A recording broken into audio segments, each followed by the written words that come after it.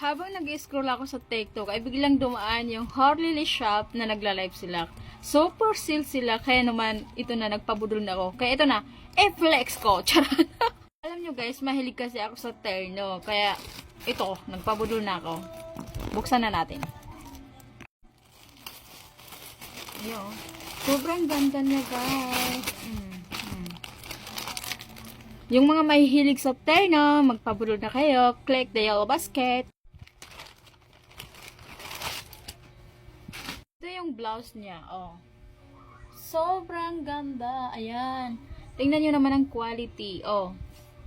Long sleeve siya, guys. Ayan, may belt siya. Meron siyang ganyan. Ayan. Lakas maka-gold, ah. Ewan ko, anong kulay ito? Para siyang gold brown. Ito naman yung pants niya.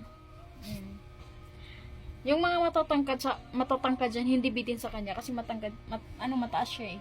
Ayan. Papaputol ko na naman to.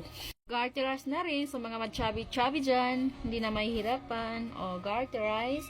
Meron siyang dalawang bolsa. Yan. Ayan, ilagay ko yung shop nila. Tapos, ito siya. Ayan, no? Sobrang ganda. Alam nyo ba guys, nabili ko lang to ng $199.